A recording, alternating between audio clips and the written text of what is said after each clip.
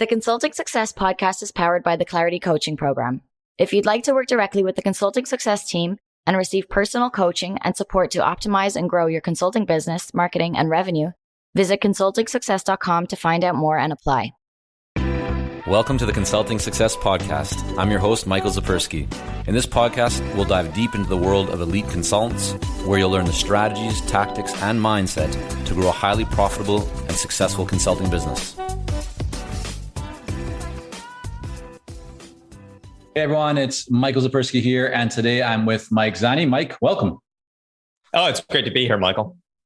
So Mike, you are the CEO of the Predictive Index, talent optimization platform that helps businesses really build high-performing teams and cultures. Your clients include very well-known names like Nissan, DoorDash, Bain Capital, as well as many other businesses that nobody is, or many people have not heard of, just your local companies that are doing cool things. And you have a new book that came out, or newish, called The Science of Dream Teams, How Talent Optimization Can Drive Engagement, Productivity, and Happiness. I've been enjoying that book, so very well done on that. Let's dive in, Mike. I want to take us back a little bit because you were the coach, I believe, 1996 for the US Olympic sailing team. Tell us, first of all, how did you get into the world of being an Olympic sailing coach? Well, I was an aspiring Olympic athlete in the 92 Olympic quadrennium, trying to qualify myself for the Barcelona Olympics. And I really didn't like raising money to fund my sailing, which is what I had to do. I did not come from a family that was going to fund me to go sailing all around the world whimsically, even if it was a great cause. So I decided to coach for the 96 quadrennium.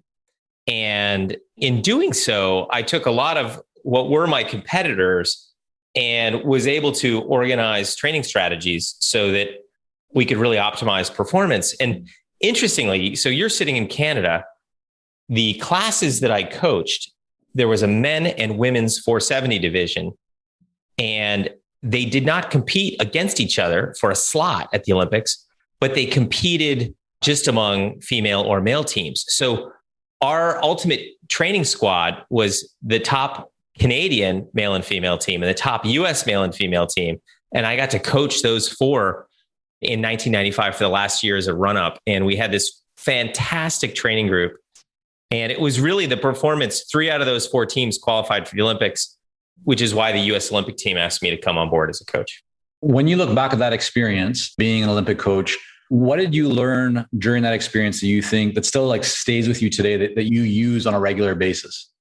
I really think I kicked off my people-centric journey then. And it was the lesson about having to modify yourself as a coach to get through to each athlete. These athletes, super high performance, super passionate, so talented, but quirky often. And in order to modify yourself, some people liked analogies. Some people didn't. Some people liked very specific data. Others liked a softer touch. And, so as a coach, to get the most out of your athletes, how do you modify yourself so that they can be the best they can be, not necessarily that it's easy on you? I think that was a skill that you bring to management and leadership. I think I started learning that process back then. That's really interesting because I think a lot of companies, big or small, they define their values, they get clear on their vision, they try and kind of instill this culture, and then they think about hiring or their team and team building and growth from the perspective of, do these people fit our culture, fit our values?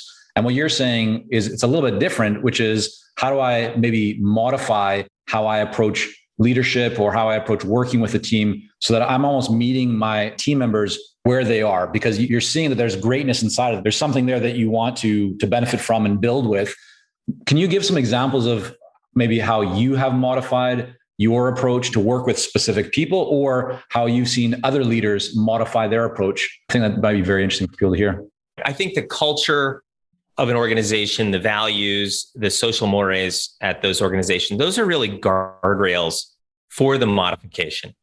But for every manager, for every leader in the company, for anyone who has an important relationship, ask yourself the question of, how do I modify to get the most out of working? Say, Michael, if you are my boss and I have to manage up to you to be effective, how do I get the most out of that relationship? If you're someone who is an early starter and likes to plan and put everything on the table, even though I might be pressure prompted and want to come in late, but in earnest, I really have to modify myself so that you are on board with my work product. A simple way to do that is, so when I have introverted individuals that I'm working with, introverts typically like to think through things before you present a topic. So just pre-wiring an agenda, so Michael, let's meet at 2:00 and we're going to talk about these 3 things. Even if I only do that a half an hour beforehand, hopefully it'd be more, but you'd appreciate the fact that you get to think through what we're going to talk about. Now, especially in a power dynamic as the CEO, if I ask someone to meet, they always have time for me, pretty much.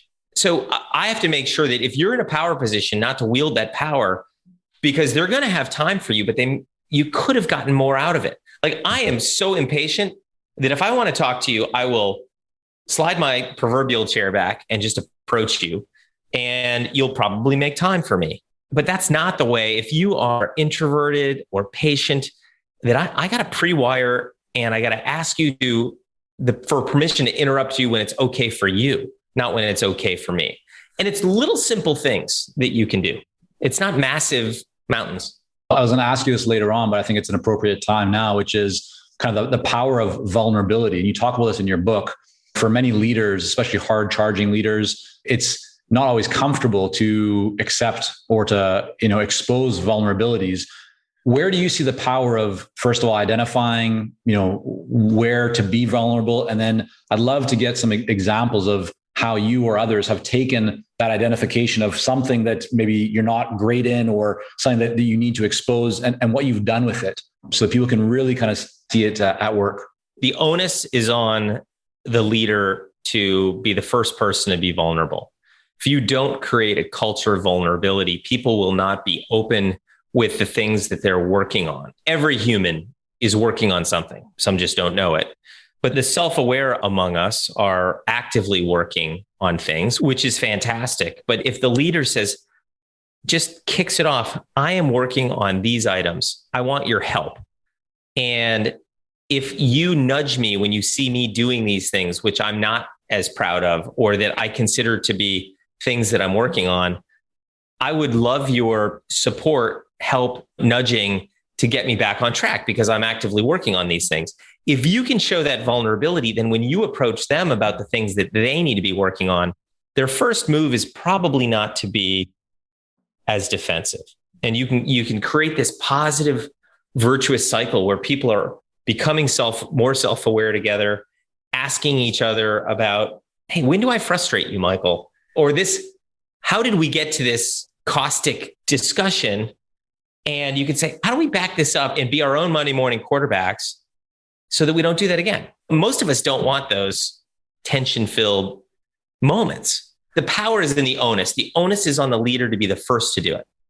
You've given us 2 really powerful principles. So modification is one. The second now being around vulnerability. Is there another? Is there some other principle or kind of keyword that when you think about working with a team is top of mind for you, or it's just like an integral part of how you operate? If you have alignment on the really strong mission, vision, culture of what you're trying to accomplish and how you're trying to accomplish it. You brought it up those are the guardrails for how you can modify. This is what got Wells Fargo into trouble. It was win at all costs and the culture of hit your numbers.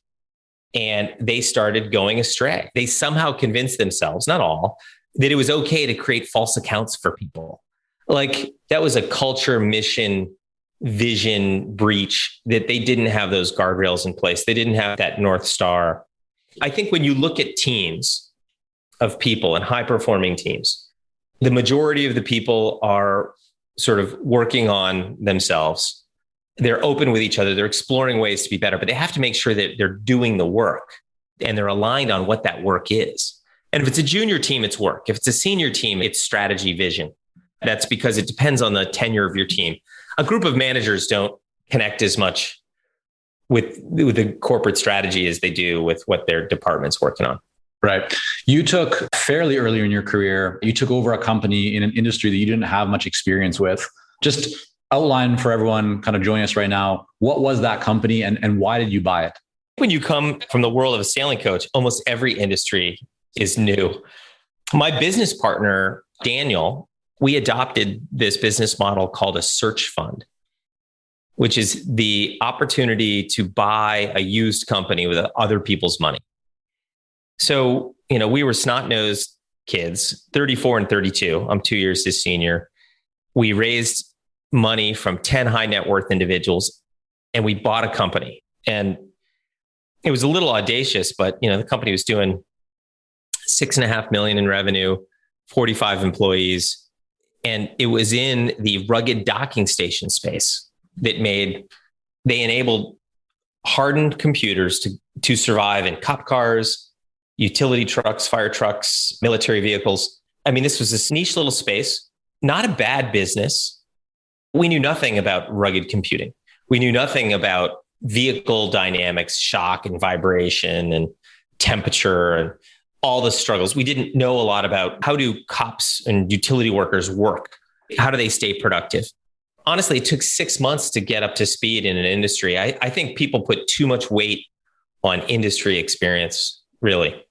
If you didn't have the advantage of understanding the business, understanding the product, like what did you see in that business? Where was the opportunity that you identified? Because you obviously to gather the investment, to have that level of confidence, I'm guessing that you were very confident that you could make this successful, grow revenue. What did you see? What was in that business that gave you the confidence to move forward? My wife used to work for Bain Consulting. So when we were starting to look at businesses, I went to my wife and I said, hey, does Bain have a framework for analyzing companies? And she says, yeah, they have two. One's a 3-column. The other is an 8-column. I'm like, let's do the 3-column. That seems simpler. The 3-column framework was marketplace attractiveness. 1, 2 was competitive position within the market. And then 3 was value creation opportunities. So every company that Daniel and I analyzed, we used this pretty simple framework. And we looked at it and the marketplace being attractive for police and utility, like this was early 2000s. Computing was booming and productivity through adopting mobile wireless. Cops were no longer calling in dispatch to run a plate. They were run a plate themselves. So we looked at this and said, this marketplace is really attractive. There are going to be a lot more cops with computers and they're going to need really solid equipment because we determined in our due diligence that if a computer went down, the cop and the cop car went down. You basically drove back to, my computer's broken. I can't do my job. So we thought it was a very attractive market. It was growing. And the company that we bought was pretty competitive. They were 5th in market share, but they landed New York City Police Department. Like if they can land NYPD at the highest price point, there has to be something there. And then value creation. It was a long list. Like this company was run by 2 great founders, but they were not super sophisticated in how they approached their business. And we knew that there were a lot of value creation opportunities. It's like buying and flipping houses, just slightly using a business lens as opposed to, wow, if I put a new kitchen and 2 new baths in, I'm going to make a lot. This is a 5-year typically project. And you're like, what rooms am I going to fix? You mentioned in your book, Mike, that one of the things you really focused on was the team and the talent in that business. What specifically did you do that within the landscape of team and talent in that organization? What do you do that had the biggest impact? We missed the talent side so badly in due diligence. When we did that analysis, marketplace attractiveness, competitive position, value creation, we did not identify, oh boy, this team is not the team that we need to execute this new, more aggressive strategy. So it took us about 18 months to 2 years to really get our footing at turning around the talent side. As a matter of fact, it was in our first company, Ledco, that we ran into the predictive index as clients. And it was one of the tools that we adopted. But I tell people that first company was like getting a master's degree in human resources. Daniel and I were lucky enough to go to Harvard Business School, and they teach you a lot about strategy, a lot about finance, a lot about competitive position and marketing, but they don't teach you anything about how to build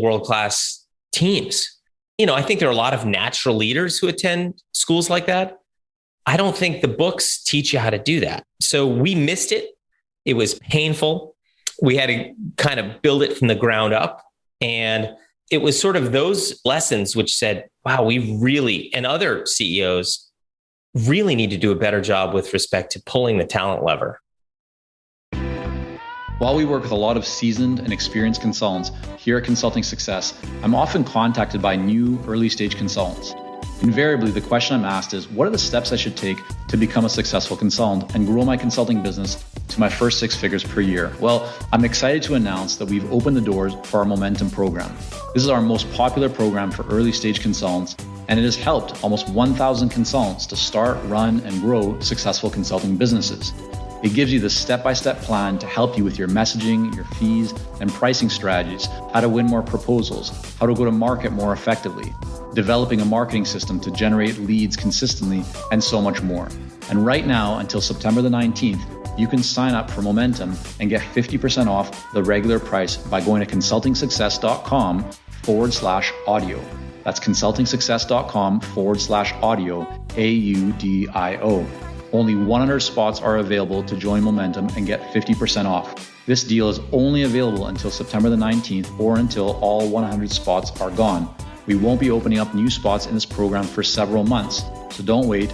Go to consultingsuccess.com/audio. That's consultingsuccess.com/audio, AUDIO.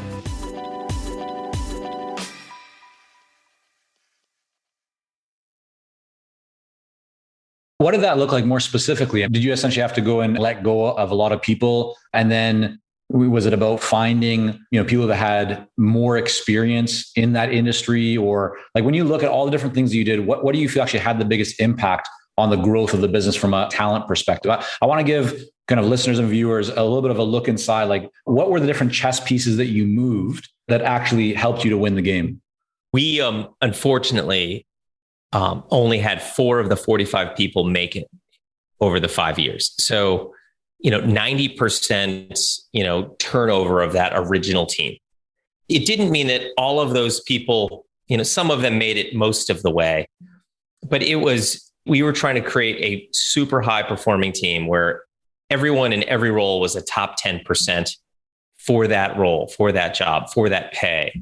We sort of took that attitude. We were trying to play Major League Baseball. We're trying to put a world-class team on the field and just really outrun our competition.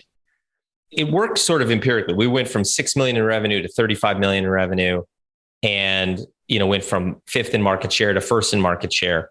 But it was about really getting the right behavioral fit for each job, the right cognitive capability for the complexity of the role, as opposed to industry experience.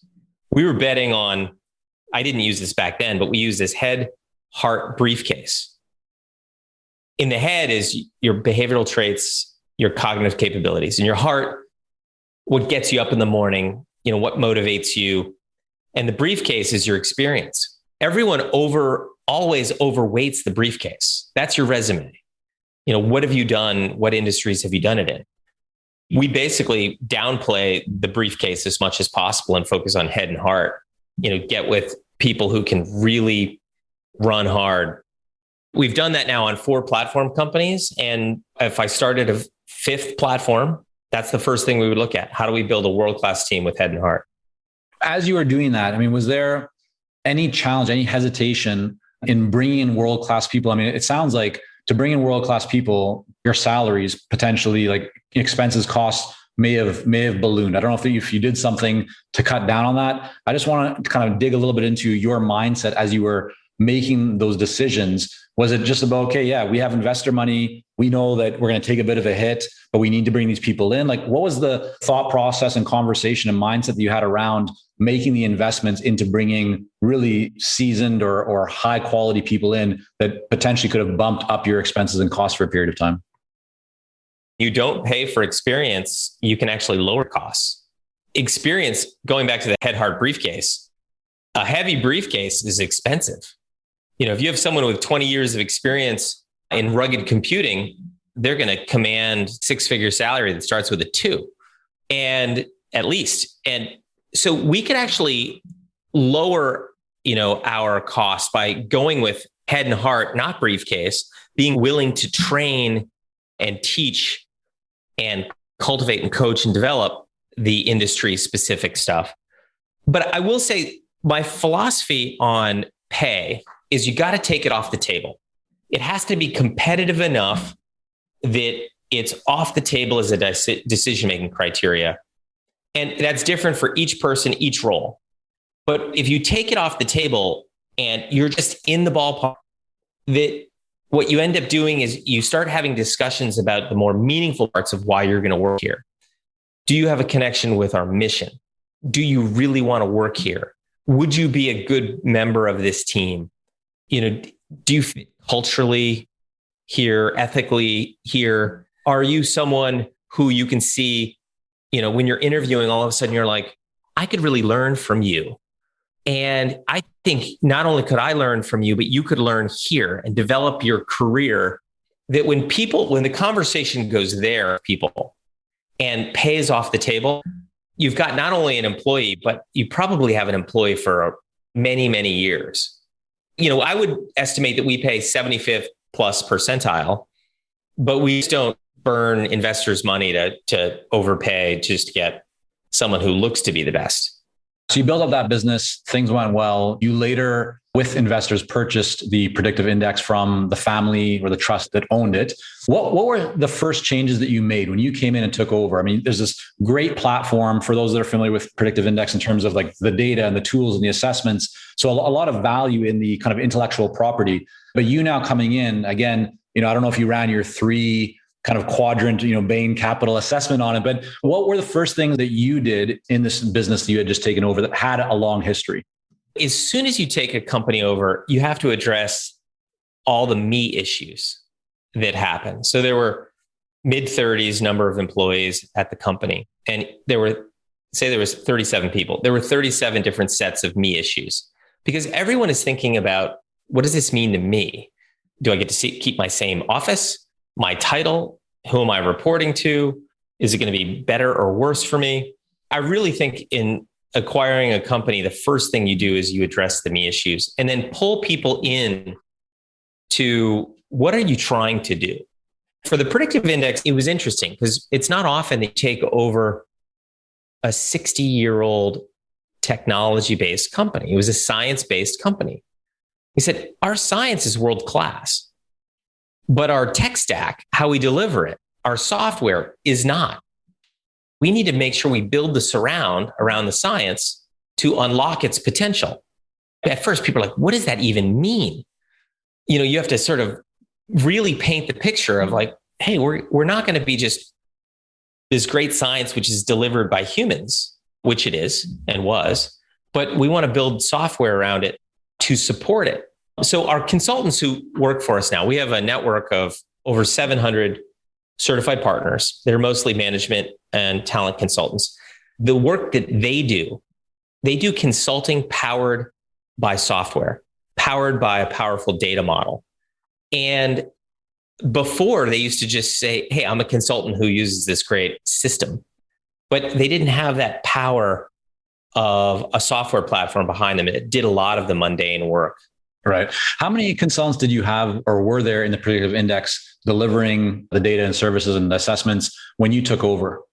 There were 47 companies, probably about 80 to 100 active consultants who were really doing it. Would you say, was that one of the big areas or big ways that you've grown the business, or have there been other ones that you'd say have even provided greater growth in terms of changes that you've made? The single most important thing that we've done is build a world-class network of consultants and partners. Because if you're trying to change people's minds about talent, our number one competitor is people doing nothing, just relying on their old talent strategies, which we could get into, but are unstructured interviewing with their own biases and managing the people the way they themselves want to be managed. So if you're trying to have a new discipline change, think about a new way of doing things, a world of talent optimization. You can't just give someone a log into the software. You do need the guided tour by, someone who is strategic, a consultant, to understand the company, what they're trying to achieve, and help the client really build these muscles in this new discipline. We couldn't do it without our certified partners. And it's probably the single most important element that we've done is getting the ball rolling. At first, we were able to add 20 partners after 2 years. And we successfully added 250 partners last year. So, you're adding a zero to these motions. What changed between when you were adding, 20 versus 200? What are you doing differently now that you weren't doing then? Like, what have you identified that works better?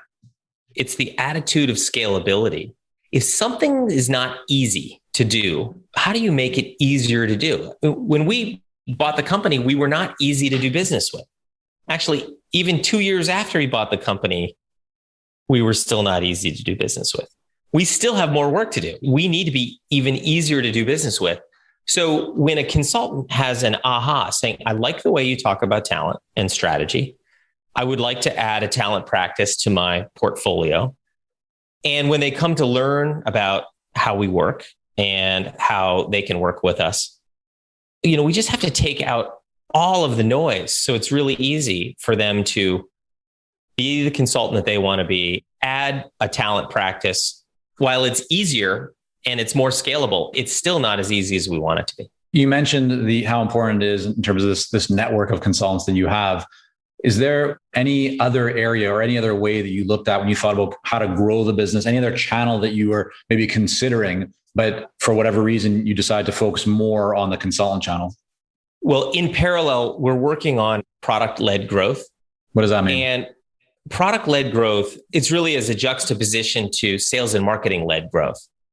Most companies are sales and marketing-led. You market, you have a funnel, and salespeople, address that funnel and try and move you to client status. Product-led growth is having your product do more of that work for you. So if you build in what internally we call a buttery smooth product experience, that someone can try it at a freemium level and say, interesting, that adds value to my life. I'd like to use that more often. Now, product-led growth is most of us realize product-led growth every day with our phone. You download an app, you give it 30 seconds, it adds value to your life in 30 seconds, you keep using it. And some apps you give more time, and then you might actually use it and say, well, I'll buy the premium package. As a matter of fact, this is indispensable. I'm going to buy the super premium package. And product-led growth is creeping into the B2B side of things. And it's even creeping into consulting, where you have to show people value right away, or they're not going to want to work with you. I think one thing that a lot of consultants feel in terms of assessments, whether it's Myers-Briggs, Predictive Index, or others, there's a level of kind of comfort and confidence that, yes, this data, like there's value in the data. But I think that at sometimes people question the accuracy, or, you'll do, like I've done it myself, you do some sort of a personality or some kind of an assessment, and you look at it, and even answering the questions, like I answered as best as I could, but I still feel like a little bit uncomfortable about that answer because it feels like I'm not saying exactly what I wanted to say. And then you get the results and you look at it and you go, yeah, there's definitely some truth here, but I don't know about over here. How do you look at it? I mean, you've been part of thousands and thousands of tests. What would you say to a consultant who's thinking about using this even for their own hiring or for working with their team? How should people think about these types of assessments and tools to get the most out of them? My favorite part of this industry is the majority of the industry are run by IO psychologists, industrial organizational psychologists, smartest people in the room by far. PhDs, brilliant. They know more about psychology than I will ever know. But I think if psychologists are running businesses, what they do is they always err on the fidelity of the tool. Everything should be higher fidelity. If the tool has higher fidelity, things are better. Whereas business people don't run on highest fidelity. Business people actually don't want to know about the science. They want the science there. Just like we want the science to make our Teslas drive themselves, our airplanes fly on autopilot, and our vaccines to work. But we actually don't want to know about it. We just want it to work. Business people are right in that camp of give me red light, green light, tell me yes or no, get me to a really simple response. So the tool does not have to be 99.9997% accurate. It needs to be, like you said, sort of 90+% accurate. And you need to use it across your entire organization. So you create these data models that work. I mean, Amazon guessing at what you're going to like, probably with 60% accuracy. And you're like, wow, I did want that snowblower. Thank you for suggesting that. Or I just bought a snowblower. Would you like a snowblower cover? I do. So they're guessing with some level of accuracy. You need these data models to help you drive your learnings. If you don't have the data models driving your learnings, how do you build a better team? You need to build a better team over time. I made a bet this one didn't work. Let's learn from that and have these feedback loops. So the assessments you use should have the systems and data approach and be efficacious enough, what we call valid. Do they measure what they say they're going to measure? Are they good on a test-retest basis? And are they fair against adverse impact with socioeconomic groups to make sure that you're not biasing against females, race, ethnicity? And when you have that, if the data model's there, like the Hogan assessment is a world-class assessment, but they only use it on SVPs and above. You can't actually build a data model on the whole organization until you, and the reason they can't is it's too expensive on a per test basis and it takes 90 minutes. You're not going to make that investment on the shop floor. Mike, there's so much more that we could cover here. And I think probably the best way for us to wrap up for today is to point people to where they can just dive into what you guys are offering at the Predictive Index and just all of the research and content that you have. And as well, I want to recommend that people check out your book, The Science of Dream Teams.